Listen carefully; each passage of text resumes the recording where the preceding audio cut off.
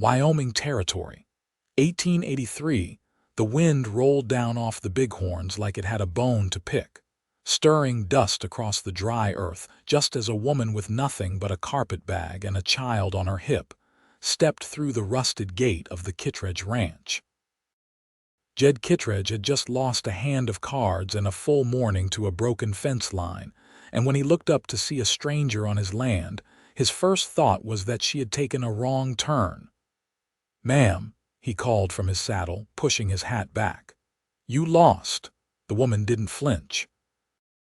She just adjusted the boy higher on her hip and walked forward with a calm steadiness that told Jed she wasn't the type to fluster easy.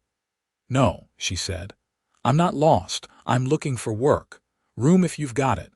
My name's Flora Sutton. This is my son, Gabriel." Jed's brow pulled down. She was not what he expected. Her dress was worn near threadbare, boots scuffed, but her chin was high and her eyes steady. The boy, no older than 4, clung to her blouse like he'd rather be anywhere else but here. "I don't take on house help," Jed said. "Ain't got the need. I can cook. So. Tend animals. I know how to clean a rifle and shoe a horse," Flora said, setting Gabriel down gently. "We won't be a burden. I just need work."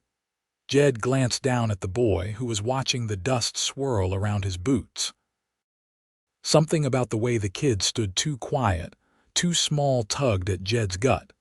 "You got a husband?" he asked. "No," Flora said. "And I'm not looking for one," Jed huffed. "Good, I'm not offering." He swung down from his horse. There was no sense in it. He knew nothing about her, and this ranch wasn't a place for strangers. But something about the way she squared her shoulders made it impossible to turn her away. "You can take the back room in the bunkhouse. No men there now," he muttered. "Stove's temperamental. Roof leaks when it rains. You still want it?" "Yes," Flora said right away. "Thank you, Mr. Kittredge, Jed Kittredge." She nodded, then knelt beside Gabriel. "Say thank you, Gabe." The boy looked up with wide brown eyes, then whispered, "Thank you." Jed walked them toward the bunkhouse, already questioning his decision. He had made a bet just 2 weeks ago down at Danton's saloon, a loud, half-drunken night full of poker smoke and bold claims. He had promised anyone who would listen that he'd never marry. Bet the ranch itself on it. And now here was a woman walking straight into his life like she had been sent just to make a fool of him. By the end of the week, Flora had the bunkhouse swept, the stove working, and the sour smell from the cellar chased out with boiled vinegar and wild sage. She worked like someone who had done it all before, with quick hands and no need for instructions. Gabriel trailed her steps, always quiet, always watchful. Jed found himself drifting by the bunkhouse more than he needed to. He told himself it was to make sure the roof held in the rain, or to check if the hinges needed oiling. But really, he just wanted to see her. One evening, as the sky turned amber over the far hills, he found her on the porch, mending the torn hem of Gabriel's shirt. The boy slept beside her, curled up on a wool blanket. "You always sew by lantern light?" Jed asked, leaning against the railing. "Only when there's too much to finish before dark," Flora said. "That's most days." "You were married?" he asked, surprising himself with how much he wanted to know. Her needle paused. "Once. He left us in Missouri 2 years ago, said he was going for work. Never came back." Jed nodded. "That boy yours?" She looked at him then, sharp. "Of course he's mine. I meant." Jed sighed. "Never mind, he's a good kid, quiet." "He's seen more than most boys his age should," she said. "But yes, he's a good boy." Jed sat on the steps. "You know, folks in town are already talking. Woman with a child living out here with a man she's not married to." "Let them talk," she said, returning to her stitching. "I came here for work, not gossip." Jed watched her hands move neat and fast. She was calm in a way he wasn't used to, not cold but sure of herself.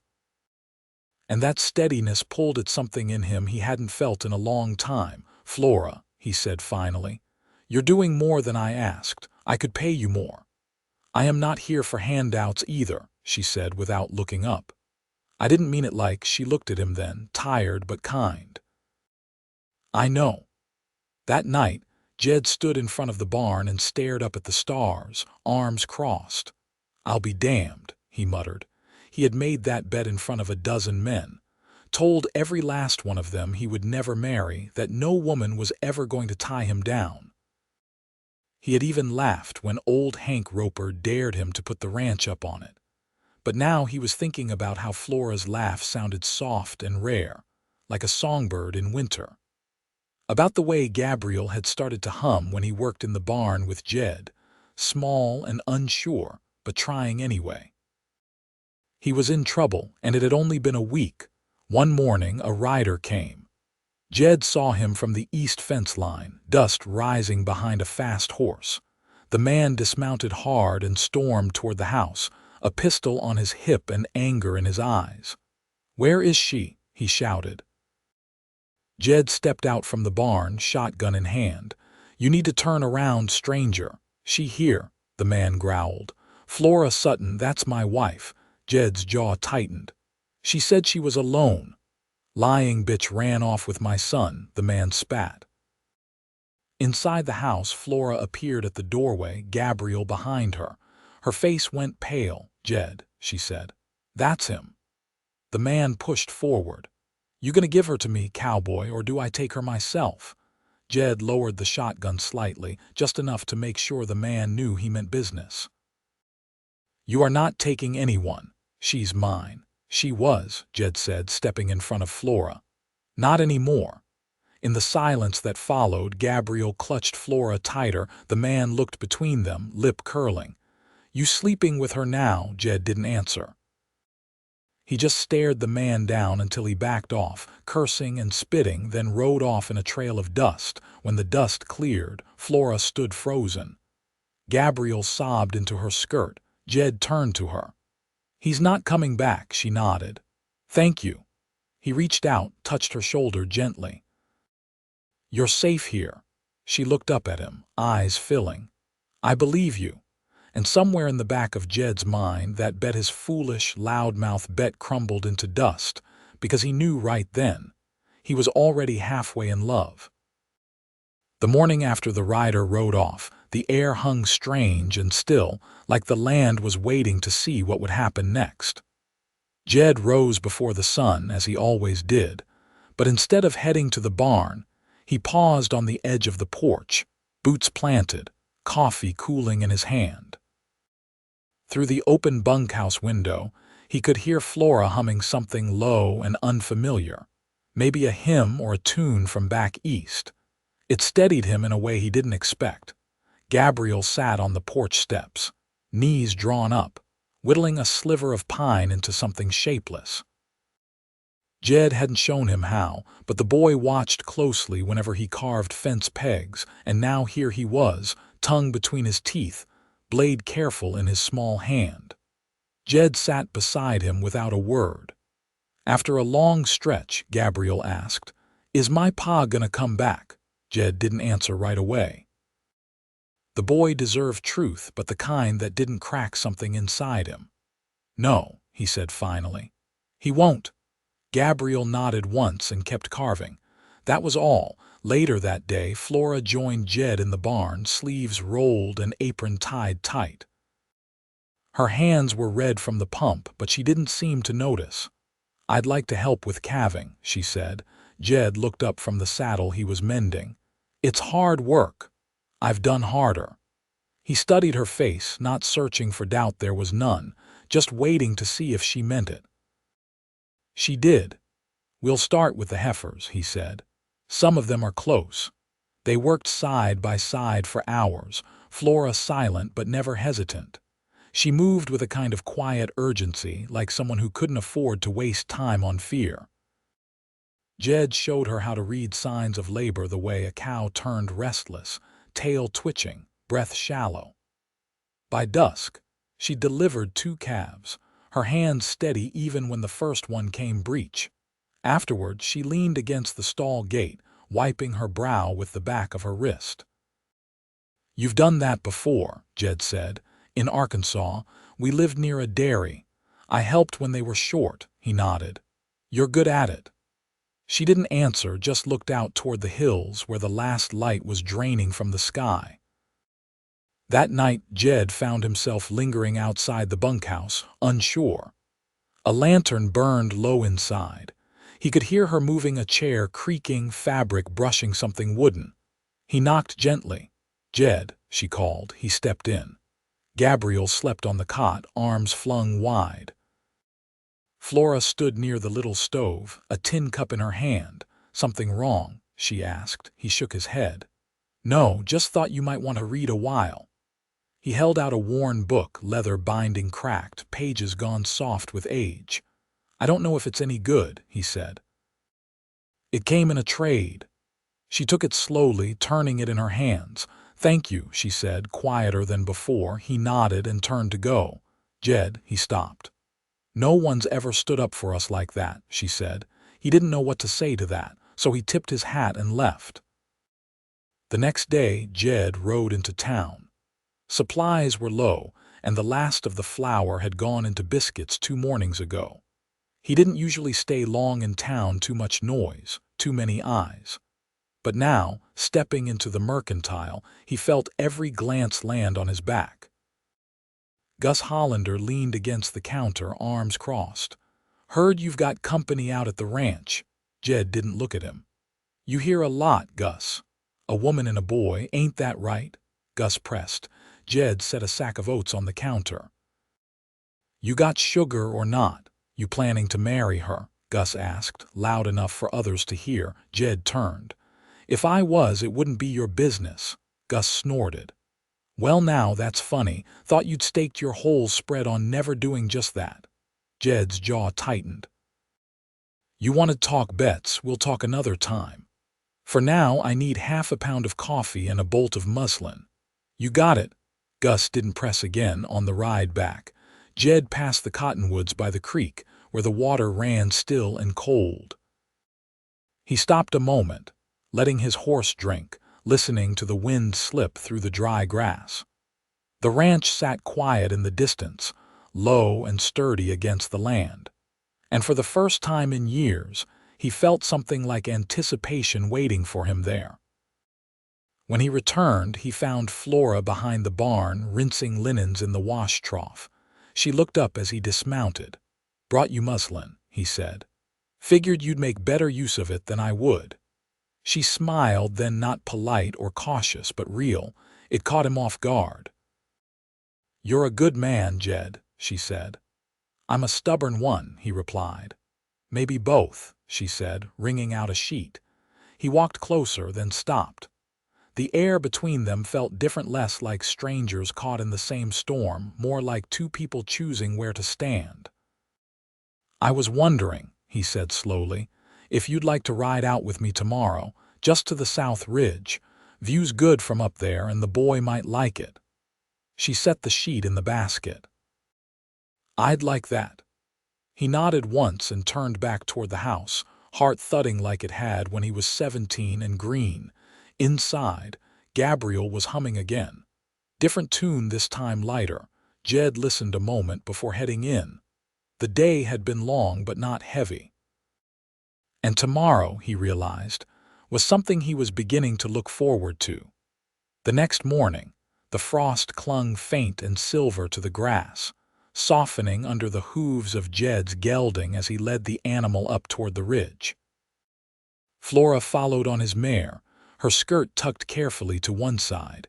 Gabriel bundled in front of her with his arms wrapped tight around the saddle horn. They didn't speak much on the ride. The land rose slow and wide, unfolding into a slope of pale grass and scattered rock, the cottonwoods thinning behind them.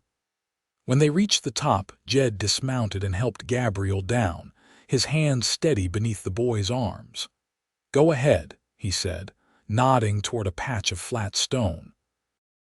"You'll see more from there."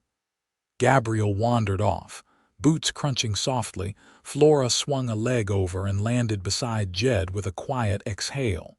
She walked a few paces ahead, the wind catching the edge of her shawl as she looked out.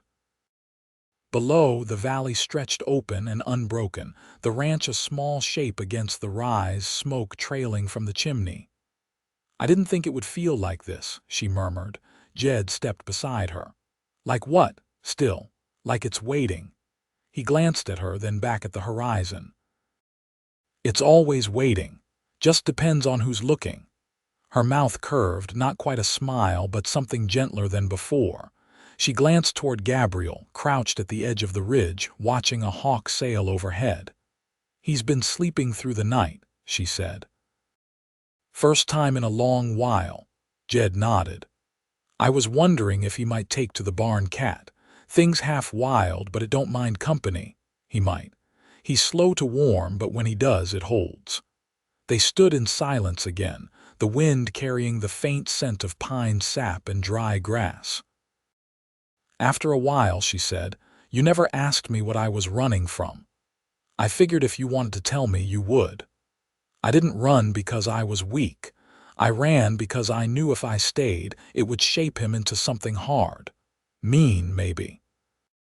I couldn't let that happen." Jed looked down at the earth between them.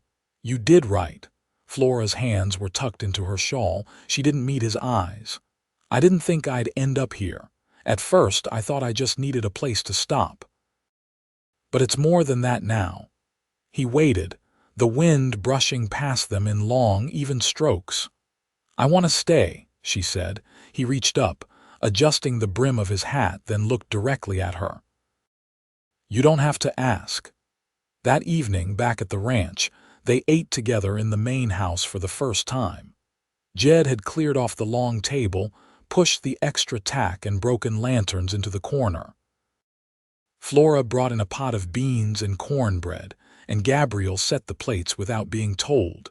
Jed poured coffee after the meal, and Flora sat with her hands curled around the cup, her eyes watching the flicker of the lantern.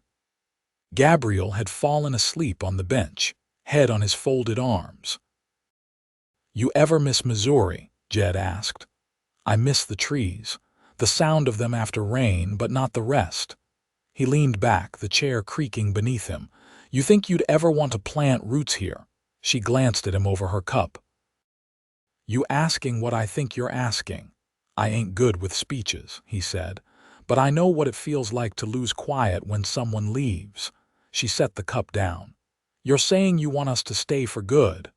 "I'm saying I want you, both of you. If you want the same."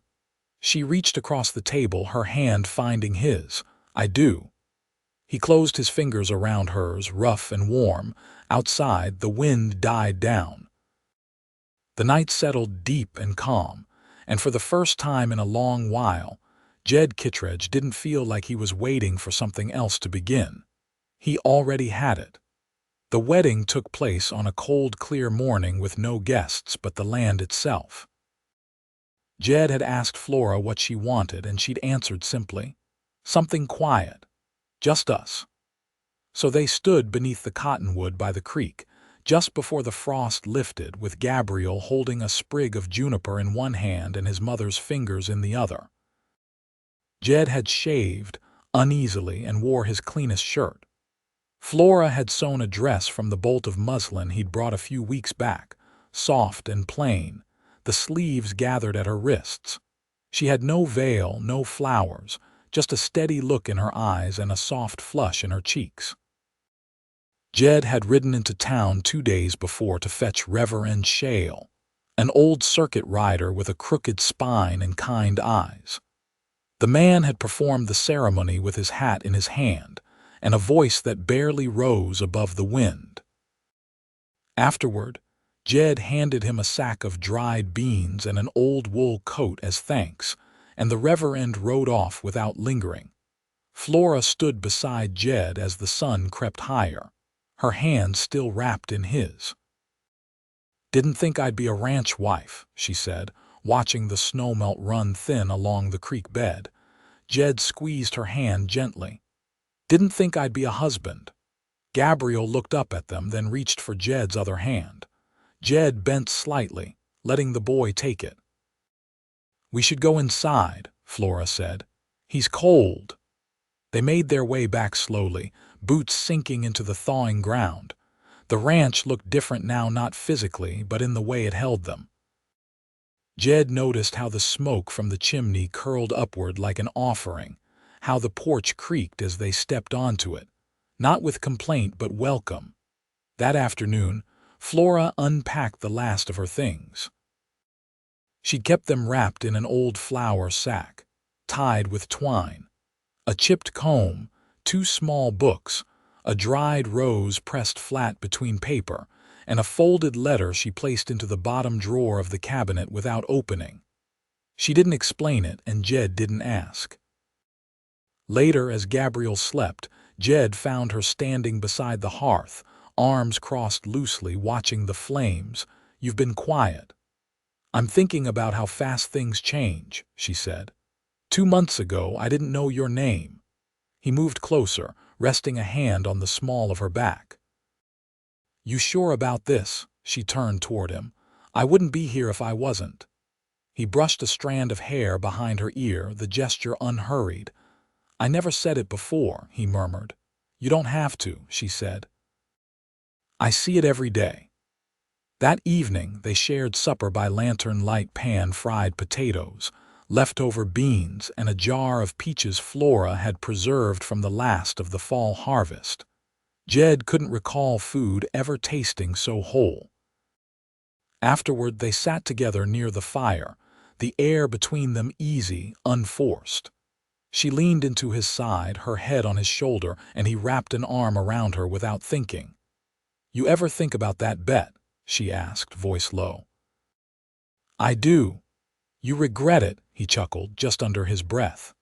"Not the way you'd think. I regret saying it loud enough for others to hear, but I don't regret losing it." She smiled then, the corners of her mouth lifting faintly before she closed her eyes. Outside, the wind picked up again, but it didn't sound angry. It moved through the eaves like it had made peace with the house, like it understood that something had settled here for good. And when Jed looked down at the woman beside him, he knew it wasn't just a life they were building. It was shelter, strong and lasting, born not from promises made loud, but from the quiet that followed after, the kind of quiet a man could live the rest of his life inside. Spring settled in slow and sure, the kind that crept in through thawed soil and blooming sage, leaving behind the sharp edges of winter without fanfare. Calves grew strong in the pasture. Gabriel learned to swing a lasso made from spare rope, missing more often than not but grinning wider each time he caught a fence post. Flora planted a row of sweet peas along the side of the house, her hands in the dirt by first light, her back to the wind. The land was no longer just Jed's. It was theirs now.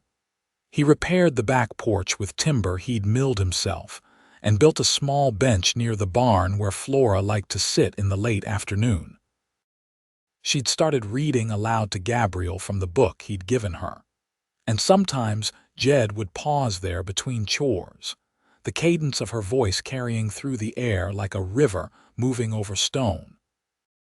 One evening, he returned from checking the western fence line to find her standing in the kitchen doorway with a folded scrap of yellowed paper in her hand. Her eyes were dry, but her expression held something weightier than he was used to. "I found this in the cabinet drawers," she said. "Wasn't mine. It's from your father." Jed took it slowly. The paper had softened with age, the ink faded but legible. His fingers curled around it without opening it. "I never did read much of what he left behind," he said. "He was a hard man. Didn't have the words when it counted." She stepped closer. "It says he wanted you to marry, to have a family. He wrote that he was afraid you'd build fences but never let anyone past them." Jed looked past her toward the yard, where Gabriel was tossing pebbles into a bucket. "I spent a long time thinking solitude was strength, but I was wrong. I think he knew you'd come around, even if it was slow." He nodded once, then tucked the letter into the back of the family Bible without unfolding it. I'd rather remember him for what he tried to leave behind than what he got wrong while he was here. Flora leaned into him then, her forehead against his shoulder. This house feels like it's breathing again. That night, rain came in soft pulses, drumming against the windows while the fire crackled low. Flora sat on the edge of the bed, brushing Gabriel's hair back as he drifted into sleep. Jed watched from the doorway, arms folded loosely. "I've been thinking," she said, her voice hushed but sure. "He needs a name that's yours." Jed stepped forward. "He already carries more of me than blood could give." "Still," she said, glancing up at him, "he should have your name if you'll give it." Jed knelt beside the bed, his hand resting lightly on Gabriel's shoulder. "He's my son. Doesn't matter what anyone else says." Flora's smile was quiet and full. "Then we'll tell him in the morning." In the weeks that followed, Jed filed the papers in town, and the clerk didn't ask questions. Folks had softened toward the Kittredge place, since word spread that the boy had taken Jed's name, and that the woman who lived there had married him under the cottonwoods with no ribbon or lace. No one brought up the old bet again, not even Gus Hollander. By summer, the sweet peas climbed the rails of the porch, and the barn filled with the scent of hay and warm hide. Gabriel helped stack firewood with a diligence that made Jed pause sometimes, watching the boy's small hands work with such care. Flora baked with wild berries gathered from the slope behind the creek. She sang while she worked, not loud, but enough to fill the house with something tender. One evening, Jed came in from the fields, dust on his collar, and found her at the kitchen table sewing a quilt square by square. She looked up when he entered, eyes kindled with that same quiet certainty that had drawn him in from the first. He took her hand gently. "I never figured I'd end up like this." She rested her palm against his cheek. "You ended up exactly where you were meant to be." They danced that night, just the two of them, her bare feet brushing the wood floor, his arms around her waist. No music but the crackle of the fire and the hush of wind through the open window. Years passed. The ranch held strong through dry seasons and wet ones, through the birth of twin calves and Gabriel's first broken arm after a tumble from a fence rail. He healed fast and grew faster, his shoulders broadening, his laugh echoing across the yard like it belonged there. Flora taught him to read maps and plant root vegetables by the moon. Jed taught him how to ride the river trail without spooking a horse, and how to know when a man was telling the truth by the way he held silence. On their 10th year together, Jed built a second porch swing and painted it himself, though the paint ran in places. Flora sat there watching the sun dip behind the ridge while Gabriel, nearly grown, rode the fence line with his rifle strapped behind him. Jed stepped onto the porch, wiping his hands on a rag. "He's turning into a fine man." Flora didn't look away from the horizon. "He's his father's son." Jed sat beside her, their shoulders touching, the sky deepening above them. They didn't need to say more, the land had kept them. The house had stood. The love between them had taken root so deeply it no longer needed naming. It simply was, and it always would be.